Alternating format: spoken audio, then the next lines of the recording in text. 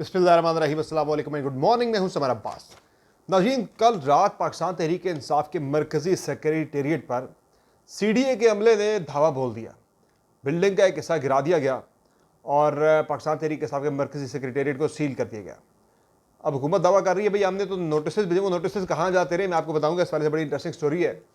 और इसके अलावा जनाब, ये जो ऑपरेशन किया गया, इस ऑपरेशन का मकसद क्या था, क्या वो मकसद अचीव हो सकेगा? फिर जनाब बात करेंगे पंजाब में मुस्लिम लीग नून और पीपल्स पार्टी में धुरियां बढ़ने लग गई हैं। बड़े सख्त किस्म के अख्तलाफात जो हैं वो सर उठाने लगे हैं। किन मामलात पर ये अख्तलाफात सर उठा रहे हैं, ये एक बड़ी चैलेंजिंग सूरत हाल नून लीग के लिए बन रही है पंजाब के अंदर। फिर जनाब KP में आज माली साल 2025 का बजट पेश किया जा 2024-25 का बजट पेश किया जा रहा है। वैसे ये वफाक से पहले जो है वो सूबे का बजट, ये मेरी जो रिसेंट जो यानी कि पास में हिस्ट्री है या जो मेरी मेमोरी, इसमें मैं पहली दफ़ा देख रहा हूँ ऐसा। कराची से रॉ के इंडियन इंटेलिजेंस एजेंसी रॉ के 2 दहशतगर्द पकड़े गए हैं। ये कब से? 1998 से पाकिस्तान में। ये क्या करते रहे पाकिस्तान में, ये बड़ी अहम कहानी है। फिर एक अच्छी खबर पाकिस्तान के लिए कि UAE से $10 अरब की सरमाकारी पाकिस्तान आ रही है। और ये और कुछ मज़ीद खबरें हैं जो कि हाँ, कुछ अहम केसेस आ रहे हैं आने वाले दिनों में। यानी अगले 4-5 दिन बहुत इंपॉर्टेंट है पाकिस्तान तहरीक इंसाफ के लिए। Very important days, very crucial days for Pakistan Tehreek Insaf and PMR government as well. ये अगले 4-5 दिन में आ रहे हैं, मुल्क की सियासत के लिए बड़े इंपॉर्टेंट होंगे ये। तो इन तमाम खबरों पर बात करेंगे। तफसीलात पर जाने से पहले आपसे वही रिक्वेस्ट कि चैनल को सब्सक्राइब कर लें, वीडियो को लाइक और शेयर करें और बेल आइकन जरूर प्रेस करें तमाम वीडियोस की अपडेट या नोटिफिकेशन हासिल करने के लिए, और अपना फीडबैक कमेंट सेक्शन में दे दिया करें। जनाब, कल रात अचानक से तकरीबन कोई 12 बजे के करीब जो है, पौने 11:30 बजे के करीब जो है वो पाकिस्तान तहरीक इंसाफ के मरकज़ी सेक्रेटेरिएट पर CDA के अमले ने पुलिस के साथ धावा बोल दिया। पुलिस ने फ़ौरन पहुँच के बिल्डिंग को, पूरे इलाके को घेरे में ले लिया। और ये G8 4 में पाकिस्तान तहरीक इंसाफ का नूरी अस्पताल के बिल्कुल थोड़ा सा नीचे जाके G8 मरकज़ के बिल्कुल सामने ही जो है पाकिस्तान तहरीक इंसाफ का मरकज़ी सेक्रेटेरिएट है। इससे पहले तहरीक इंसाफ का जो मरकज़ी सेक्रेटेरिएट है वो हुआ करता था G6 में, और G6 4 में जब ये था PTI का मरकज़ी सेक्रेटेरिएट G6 4 में था बिल्कुल। तो वहाँ से तहरीक इंसाफ को निकाल दिया गया था, भाई आप नॉन कन्फर्मिंग यूज़ कर रहे हैं, ये रिहायशी इलाका, यहाँ आप सियासी जमात का दफ्तर नहीं बना सकते। वहाँ से तहरीक इंसाफ ने अपना दफ्तर शिफ्ट कर दिया था ब्रू एरिया सेवर की बिल्डिंग के में रहा काफ़ी अर्सा। फिर वहाँ से G8 में 2020 में पाकिस्तान तहरीक इंसाफ ने अपनी बिल्डिंग परचेज़ करके, सरताज अली नामी बंदे से बिल्डिंग परचेज़ करके पाकिस्तान तहरीक इंसाफ ने अपना सेक्रेटेरिएट बिल्ड किया था जब अरशद दाद पाकिस्तान तहरीक इंसाफ के सेक्रेटरी जनरल हुआ करते थे। अच्छा, ये वो टाइम है जब तहरीक इंसाफ की हुकूमत थी। अच्छा, कल जब हुकूमत ने ये रेड की जनाब, CDA ने आके रेड की जनाब, तो पाकिस्तान तहरीक इंसाफ की जो मरकज़ी सेक्रेटेरिएट के साथ जो फेंस लगी है बाहर, जो सेन बना हुआ था या फिर लॉन के साथ एक प्री फैब जो वाशरूम बने थे, वो सारे गिरा दिए गए, बुलडोज़र चढ़ा दिए गए जनाब, वो गिरा दिया गया सारा कुछ। और PTI के मरकज़ी सेक्रेटेरिएट को सील कर दिया गया जनाब। ये नॉन कन्फर्मिंग यूज़ है जनाब। ये जो है ना वो यानी कि जो इजाज़त होती है, बिला इजाज़त जो है वो इसका गलत इस्तेमाल हो रहा है। और ये बिल्डिंग जो है, ये वो कहते हैं ये प्लॉट जो है वो सरताज अली नामी बंदे के नाम पे लॉट हुआ था। उसे बार बार 2022 में और 2023 में उसे नोटिस जारी किए गए 2 मौके पे। फिर 2023 में शोकास भी हुआ बिल्डिंग के नॉन कन्फर्मिंग यूज़ के ऊपर, तजावज़ात के ऊपर, लेकिन इस बंदे ने कोई रिस्पॉन्ड नहीं किया।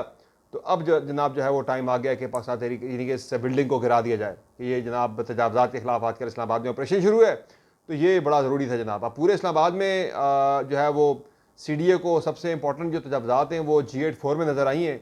बेसिकली ये कोई इतना बड़ा कमर्शियल एरिया नहीं जहाँ किसी की इतनी आमदोरफ्त होती नहीं है। ये बिल्कुल इसके साथ पीछे मसीही जो एक कॉलोनी है छोटी सी, और साथ आगे इस पूरी यानी कि जो वो स्ट्रीट पूरी आती है, पूरी स्ट्रीट के अंदर एक वाहिद यही एक कमर्शियल बिल्डिंग है। ना कोई इस एरिया में कोई दुकान है, ना कोई वहाँ पे मार्केट है, ना कोई लोगों की वहाँ पे आमदोरफ्त ज़्यादा के तरीके साफ के मरकज़ी सेक्रेटेरिएट होने की वजह से जो है वो पब्लिक को जो है कोई डिस्टर्बेंस हो। तो मकसद जो है वो आपको पता है कि एक लड़ाई जो है तहरीक इंसाफ की अब ज़रा वो नेक्स्ट स्टेज पे दाखिल हो चुकी है हुकूमत के साथ। तो उस लड़ाई में जो है वो जो है गवर्नमेंट ने अगला वार ये किया जनाब के PTI के सेक्रेटेरिएट को तोड़ दिया और सील कर दिया गया। अच्छा, वो जो कह रहे ना हम नोटिस भेजते रहे सरताज अली को, मेरे पास जो डॉक्यूमेंट पड़ा हुआ है जनाब, इसमें 30 जुलाई 2020 को ये बिल्डिंग जो है, ये प्लॉट जो है, सॉरी ये प्लॉट जो है ये सरताज अली के नाम से पाकिस्तान तहरीक इंसाफ के नाम पर मुंतकिल कर दिया गया था। इसका इंतकाल बाज़ाब्ता हो चुका था और ये सरकारी जो है वो CDA की दस्तावेज़ात मेरे सामने मौजूद है, डॉक्यूमेंट मौजूद है। तो ये कह रहे हैं जी हम वो सरताज अली को भेजते रहे नोटिस। आप सरताज अली को नोटिस क्यों भेज रहे हैं भाई? अब ये बिल्डिंग CDA ने खुद 30 जुलाई 2020 को पाकिस्तान तहरीक इंसाफ के नाम पर ट्रांसफ़र कर दी हुई है। तो ये बिल्डिंग गिरा देने से अगर कोई ये समझता है जनाब कि पार्टी ख़त्म शुद, पार्टी गिरा दी, ख़त्म हो गई, बंदे गिर गए यहाँ पे, पार्टी के से बल्ले का इंतखाबी निशान ले लिया गया, पार्टी के चेयरमैन को उठा के जेल में बंद कर दिया गया, उसकी बीवी को बंद कर दिया गया, सब कुछ करके भी प्रेस कॉन्फ्रेंस में क्या क्या नहीं हुआ, लेकिन जो पार्टी का वोटर है, पार्टी का सपोर्टर है, वो सपोर्टर बेस या वोटर बेस बड़ी है, कम नहीं हुई, लोगों की हमदर्दियत तरीके साहब के साथ बड़ी है। तो ये चीज़ें करने से मैं ये समझता हूँ, मेरा जाती जो तजुर्बा है कलील सा, मुख्तसर सा, वो थोड़ा सा जो मेरा तजुर्बा है वो ये कहता है जनाब कि इन हरकतों से कोई पार्टी कमज़ोर नहीं होती, पार्टी सेक्रेटेरिएट गिरा देने से तरीके साहब कमज़ोर नहीं होगी, उसका कोई नुकसान नहीं है, वो किसी और जगह पे बैठ जाएंगे इकट्ठे। तो इससे पार्टी के साथ हमदर्दियाँ बढ़ती हैं, लोगों की जो है ना वो सिंपथी जो है वो बढ़ती है पार्टी के साथ। तो ये हरकतें सारी पहले भी इन्होंने बैकफायर किया है, अब भी बैकफायर कर रही है, जिस तरह से केसेस बैकफायर कर रहे हैं, जिस तरह से फॉर्म 45 बैकफायर कर रहा है। फॉर्म 45 के ऊपर देखें ना, अब 27, 28, 29 को बड़ी इंपॉर्टेंट समात इस्लामाबाद के 3 हल्कों पे होने जा रही हैं, वो जो अगले 4-5 दिन बड़े इंपॉर्टेंट हैं कि जी वो समातें होने जा रही हैं। और उन समातों में आप देखेंगे जनाब के उसमें हल्का NA 46, 47, 48 तीनों का अलग अलग दिन जो है वो इनका फॉर्म 45, 47, 48 जो है वो 46, 47 जो है वो मांग लिया गया है। इलेक्शन कमीशन से भी नोटिस इसमें मांगे गए और इलेक्शन कमीशन को ये भी कहा गया अगर आपने जवाब ना दिया तो आपको गिरफ्तार भी करेंगे। तो ये जो इस्लामाबाद के ट्रिब्यूनल में तारिक जहांगीरी साहब इस केस को सुन रहे हैं और अलग अलग तीनों हल्कों से जवाब मांगा गया है। तो मुझे ये यानी कि मेरी इन्फॉर्मेशन ये है कि नून लीग के पास कोई फॉर्म 45 नहीं है जनाब के जिसके मुताबिक वो जीत रहे थे इनके कैंडिडेट, जहाँ से कोई 35,000 से, कोई 31,000 से, कोई 50,000 से ज़ायद वोटों से हारे हुए नून लीग के तीनों बंदे यहाँ से। अब मुस्तफा नाज खोखर ने ऊपर से जो वो नून लीग को नई मुश्किल में डाल दिया, वो कह रहे हैं भाई मैंने 47, 48 से इलेक्शन लड़ा था आज़ाद हैसियत में, मेरे पास दोनों हल्कों के फॉर्म 45 ओरिजिनल मौजूद हैं। वो कह रहे हैं मैं कुरान पाक पे हाथ लगा के हल्फन कहूँगा जनाब कि ये फॉर्म 45 बिल्कुल दुरुस्त हैं। क्या करेंगे नून लीग पर? और नून लीग के 3 अरकान किस हाल में रहेंगे, क्या उनका होगा? ये तो उनका मुंह भी काला होगा, पूरी पार्टी का पूरे इलेक्शन जो है वो काला हो जाएगा। और इसके बाद सुप्रीम कोर्ट ऑफ पाकिस्तान का बड़ा इम्तिहान होगा भाई कि वो सस्टेन करते इस फैसले को नहीं करते। और इससे इन्हीं समातों के फ़ौरन बाद अगले दिन जो है वो इमरान खान की पेशी है सुप्रीम कोर्ट ऑफ पाकिस्तान में, और वो कह रहे हैं भाई ये तो मेरा मैच है, इसे वो एक मैच से तशबीह दे रहे हैं। तो बड़ा दिलचस्प मैच जो है वो पढ़ने जा रहा है इमरान खान और चीफ जस्टिस काजी फाइज ईसा के दरमियान, जिसमें वो ना सिर्फ चीफ जस्टिस से मुखातिब होंगे बल्कि वो एग्जेक्टिव से भी मुखातिब होंगे, बल्कि वो जो है वो इस्टेब्लिशमेंट से भी मुखातिब होंगे समात के दौरान। और तभी कल मैंने जो बात की थी कल रात वाली वीडियो के अंदर भी जनाब के पैमरा ने एक ऑर्डर निकाल दिया जनाब, एक गैग ऑर्डर आ गया जनाब, बिल्कुल जो है ना वो ज़ियाउल हक का दौर याद आ गया भाई कि आप इसकी कवरेज नहीं कर सकते जनाब ज़ेर समात केस की। क्यों नहीं कर सकते भाई? बिल्कुल कर सकते हैं, कोई कानून नहीं रोकता। इसलिए जनाब कि इमरान खान आके गुफ्तगू करेगा, वो गुफ्तगू सारे सुनेंगे, टिकर निकलेंगे, बीपर्स होंगे, व्लॉग्स होंगे, सोशल मीडिया पे पोस्टें लगेंगी, भाई कोई बंदा उसकी खबर को रिपोर्ट ही नहीं करना चैनल्स के ऊपर। तो बहरहाल इस पर जो है वो इस्लामाबाद हाई कोर्ट पे पेशावर और लाहौर हाई कोर्ट ने इस पर जो है वो केस टेकअप किए हुए। उम्मीद है कि ये पाबंदी जो है वो हट जाएगी। तो वो जब मैं इंपॉर्टेंट डेज की बात कर था, अब 27, 28, 29 को जो है वो सुना जाएगा, ये 3 हल्कों का केस सुना जाएगा। फिर 29 को ही जो है वो ये जो केस है इद्दत में निकाह केस का, उसका फैसला आ जाना जो कि महफूज किया है सेशन जज ने। तो उसमें एक चीज़ तो बड़ी वाज़ेह है जनाब के जो PTI के वकला भी बताते हैं, और मेरी अपनी असेसमेंट भी यही है जो मैंने फॉलो किया इस पूरे प्रोसीडिंग को।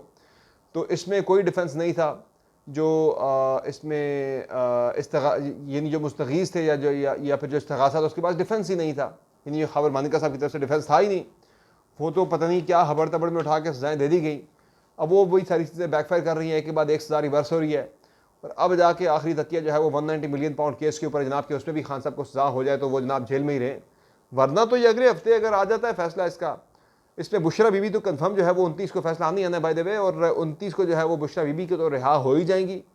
इमरान खान का मामला रह जाएगा क्योंकि वो दूसरा केस जो है साइफर केस में जनाब वो गिरफ्तार हैं, तो साइफर केस भी सज़ा सस्पेंड हो जाएगी, हफ्ता नहीं तो अगले 10 दिन के अंदर अंदर। फिर कैसे अंदर रखेंगे? तो मुझे ये लगता है कि 190 मिलियन पाउंड केस को ज़रा पहिए लगा के जल्दी जल्दी इसमें फैसला दिया जाएगा, या 9 मई वाले दीगर केसेस जो हैं वो शायद खोल दिए जाए ताकि इमरान खान को जेल में रखा जा सके। तो एक केस तो एक एक करके ख़त्म हो रहे हैं। खान साहब बाहर आते नहीं आते। वो जो मैं गवर्नमेंट का प्लान आपको बता चुका हूँ जनाब कि वो प्लान तो है वो 1.5 साल अंदर रखने का, कि भाई 1.5 साल मजीद जेल में रखना है, तब तक मुल्क में मुआशी इस्तेहकाम आ जाएगा, फिर खान साहब को निकाल देंगे, लोगों ने फिर निकलना ही नहीं है।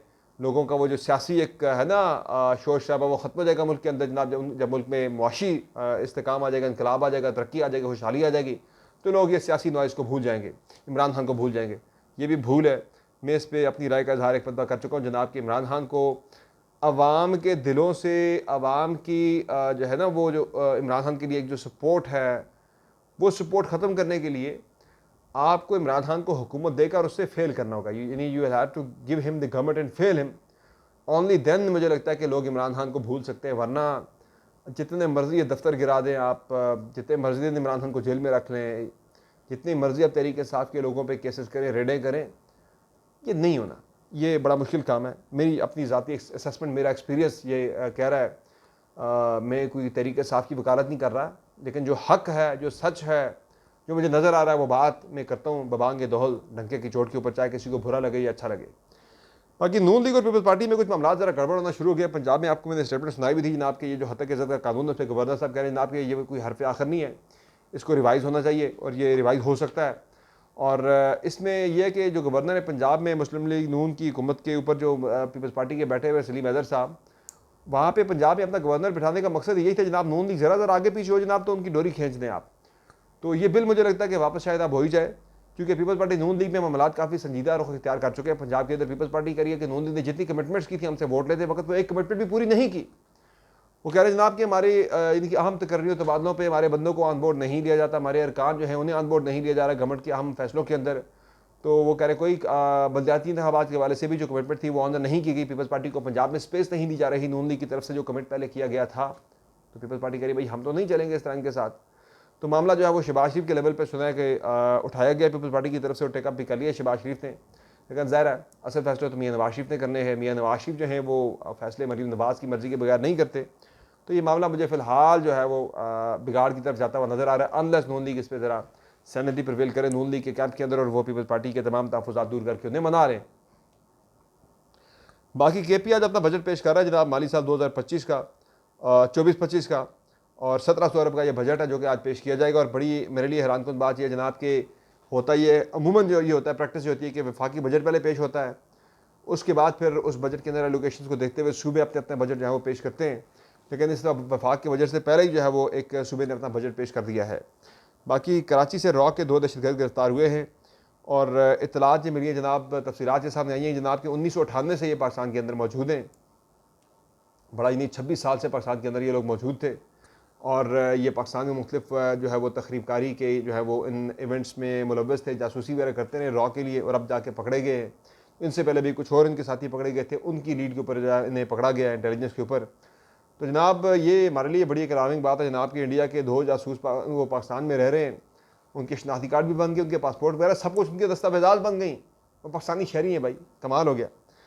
बाकी UAE से 10 अरब डॉलर की सरमाकारी आ रही है पाकिस्तान में। ओवरऑल सरमाकारी जो है वो ये एक बड़ी हेल्दी चीज़ है कि UAE से 10 अरब डॉलर की सरमाकारी आ रही है। कोई सऊदी अरब से 10-15 अरब डॉलर की सरमाकारी एक्सपेक्ट की जा रही है, तो अच्छी बात है पाकिस्तान में पैसा आ रहा है। लेकिन ओवरऑल अब तक के जो आदाद शुमार है, शहबाज राना साहब की खबर के मुताबिक जनाब पाकिस्तान में सरमाकारी जो है वो 50 साल की कम तरीन सतह पर आ गई है और 70s में जो है वो लोएस्ट गई थी, 13.2 या 3 पे गई थी। अब 13.1 जो है वो % ग्रोथ हमारी जो है वो इसके अंदर आप देख रहे हैं। जो हमारी फॉरेन डायरेक्ट इन्वेस्टमेंट जो सरमाकारी पाकिस्तान के अंदर, उसमें बड़ी वाज़ेह कमी जो है वो वाक़ई हुई है। 50 साल की कम तरीन सतह पर पाकिस्तान में सरमाकारी हुई है पिछले 1 साल के अंदर, बावजूद इसके कि SIFC और दीगर प्लेटफॉर्म्स मौजूद हैं। बहरहाल वहाँ से ये कहा जाता है जनाब कि अभी तो चीज़ें जो है वो मैच्योर हो रही हैं। जिस तरह UAE से $10 बिलियन की सरमाकारी आ रही है, सऊदी अरब से बड़ी सरमाकारी आ रही है। देखते हैं ये मामला कहाँ तक जाता है, क्योंकि ये सारी बातें जो मैंने कहा था कि मुआशी इस्तेकाम और सियासी इस्तेकाम, वो जो कनेक्शन है ना कि पहले मुआशी इस्तेकाम आ जाए मुल्क के अंदर, तो ये सियासी इस्तेकाम भी आ जाना। तहरीक इंसाफ के जो फॉलोअर्स हैं वो भी जनाब चुप करके घरों में बैठ जाएंगे, हालांकि ऐसा होना नहीं है। तो ये जनाब आज के इंपॉर्टेंट केसेस हैं, इंपॉर्टेंट डेवलपमेंट्स हैं जो कि होने जा रही हैं। तनवीर इलियास साहब के बारे से मैंने खबर दी थी आपको पीछे वीडियो में, और उस हवाले से कल हमारी मुलाकात हुई थी आज़ाद कश्मीर के वज़ीर आज़म अनवारुल हक साहब से, और उनसे मैंने सवाल किया जनाब कि ये तनवीर इलियास साहब में क्या वो उसी कनेक्शन में पकड़े गए, ये जो एहतजाज वगैरह हुए थे? उन्होंने कहा बिल्कुल जी, उनकी प्यार मोहब्बत इसमें शामिल रही है, और उन्होंने कहा जी उनकी फंडिंग वगैरह के जो है वो कुछ शवाहिद वगैरह मिले, लेकिन जो गिरफ्तारी है वो कह रहे थे कि गवर्नमेंट ने या हमारे कहने पर उनकी गिरफ्तारी जो है वो नहीं की गई, वो उनका अपना एक ज़ाती मामला था। पहले फैमिली की शिकायत पर उन्हें गिरफ्तार किया गया था, बाद में फिर FIA ने उन्हें हिरासत में लिया 3 दिन के लिए जनाब के ये जो उन्होंने साबिक वज़ीर आज़म होते हुए डिप्लोमेटिक पासपोर्ट पर सफ़र किया है। लेकिन मैंने आपको खबर दी भी थी जनाब कि अब उनके हवाले से काम ज़रा तेज़ हो गया सरदार तनवीर इलियास के हवाले से। और मामला यही है कि जनाब AJK के ये जो रॉयट्स थे, ये जो हुए थे, फसादात हुए थे, उनमें बताया जा रहा है जनाब कि उनके तरफ से फंडिंग वगैरह कुछ अनासर को की गई थी। तो ये आज की इंपॉर्टेंट अपडेट्स हैं। इंशाल्लाह अगली वीडियो में फिर आपकी खिदमत में हाजिर होंगे नई अपडेट्स, नया तजिए और नई तफसीलात लेकर। इजाज़त दीजिए। अल्लाह हाफ़िज़।